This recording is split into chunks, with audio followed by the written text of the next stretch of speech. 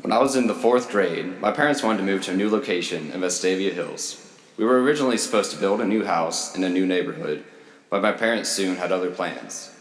One day, my parents took me to see a house. When we pulled in the driveway, I was not amused. I thought, there's no way I'm living here. This has to be a joke. It had ivy growing on every wall of the house. Every piece of wood was rotten. There was junk everywhere, along with tacky wallpaper, in a basement that looked like multiple murders had occurred down there. It looked like the house hadn't been touched in decades. It did not look like people should ever live there again. This, however, did not discourage my parents. Shortly after that visit, my parents decided to buy the house. Needless to say, I was not happy. The house we lived in at the time had been the only home I had ever known, so moving would be a big change in my life. At the house I lived in, I was comfortable. I was perfectly content with how things were, and I didn't care for them to change. I looked at this old beat-up house and did not believe this would become a nice home.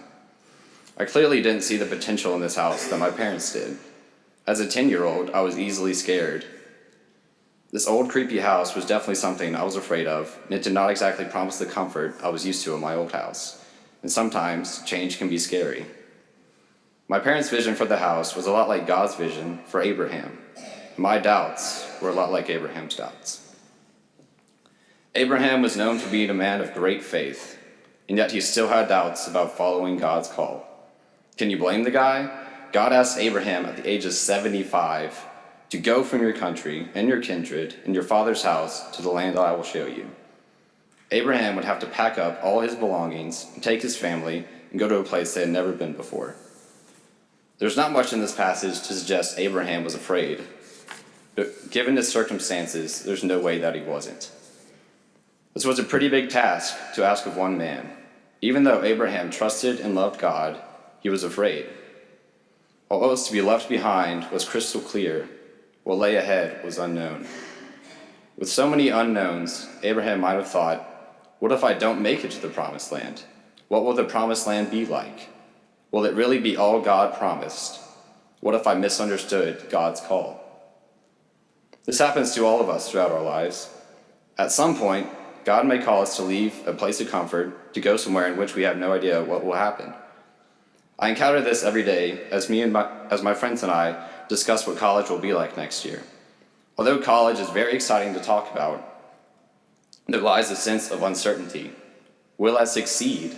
Will I fit in? What do I want to do with my life? What do I want to be once I leave college? All of these questions haunt me in the back of my mind and fill me with uncertainty.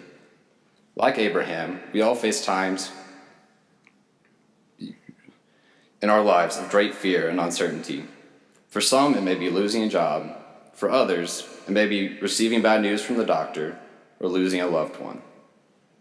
Although each of our situations may be different, we all face a life filled with unknowns. Abraham had the same uncertainty, but he decided to follow the words of 2 Corinthians. We walk by faith, not by sight. Although Abraham had no idea what his new life would look like, he stepped out in faith. When God told him to go, he went. Why would Abraham go to Canaan on a whim just because God told him to? He went because he trusted that God was going to protect him and his family wherever they went. He knew God would keep his covenant when he told him, I will make you a great nation, and I will bless you, and make your name great, so that you will be a blessing. Abraham was fearful of what was to come, but he knew that God would protect him every step of the way. When your faith becomes bigger than your fears, that is when you know that no matter what happens, God will love you and protect you. Because Abraham followed God's call, he became the father of the great nation of Israel, who became God's chosen people.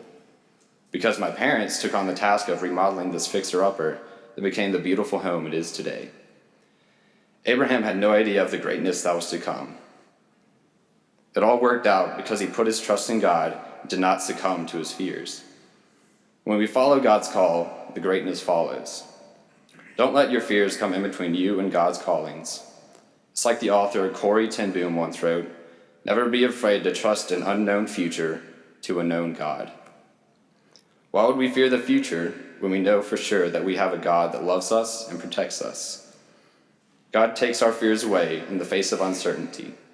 God calls each of us to do something special. When we trust in God, we know we have nothing to fear because he is with us. May our faith be as strong as Abraham's was, so that we can step out in faith rather than step down in fear.